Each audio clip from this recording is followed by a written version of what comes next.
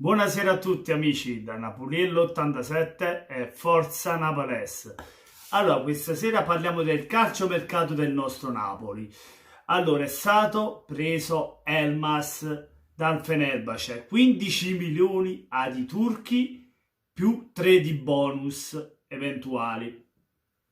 Elmas è un giocatore che attualmente gioca al Fenerbahce, un giocatore molto duttile per il Napoli che può giocare tantissimi ruoli, nasce come ala sinistra, lo stesso ruolo del nostro Fabian Ruiz. Ovviamente se verrà a Napoli c'è Ruiz che fa un titolare, non penso che Ancelotti metta a Elmas che ha soli 19 anni a fu titolare, non penso proprio. Comunque un giocatore così ci serve al Napoli. Ovviamente è partito di Avarà, dovevamo prendere qualche sostituto a centrocampo. Gli pure una tazzolella caffè. Dovevamo prendere qualche sostituto a centrocampo.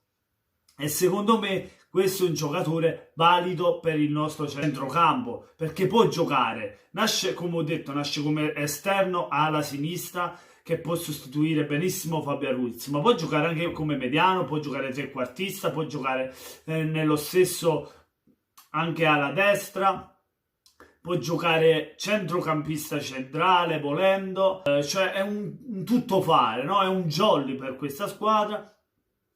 A soli 19 anni ha cominciato nelle giovanili del Robotki in Macedonia, a 16 anni, e insomma ha collezionato ben 6 gol se non sbaglio, 12 presenze poi con la nazionale macedone giovanile, perché comunque ha 19 anni, ha collezionato 2 gol, penso nell'Under 19 e Under 20, comunque a 19 anni, ovviamente per il prezzo che si paga, 15 milioni, cioè ovviamente è un affare, secondo me è un grande affare. C'era anche la Fiorentina e l'Inter su questo giocatore, abbiamo anticipato la cosa. Elmas è un Ust, che mazz, ottimo acquisto direi, anche se manca l'ufficialità. Fra oggi e domani dovrebbero esserci le visite mediche e poi penso in questa settimana, se non in questa, la prossima, sarà data l'ufficialità del giocatore, se non dopo subito le visite mediche.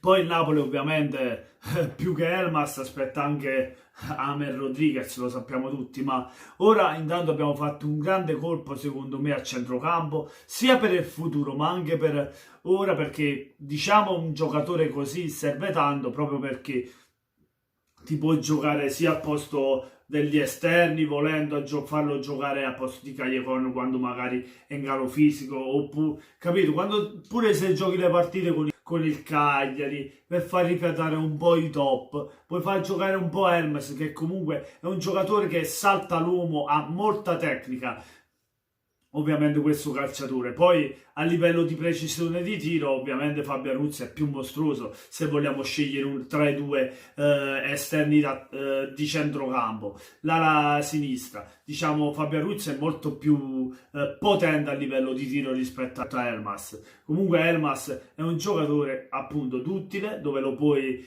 mettere in qualsiasi ruolo e può far bene. Poi ovviamente c'ha margini di crescita, a soli 19 anni potrebbe fare più di quello, diciamo, che ha fatto in Turchia con la Fenerbahce in queste 2 stagioni che ha collezionato, se non sbaglio 12 gol, quanti sono, insomma, per il ruolo che fa, diciamo, ala sinistra.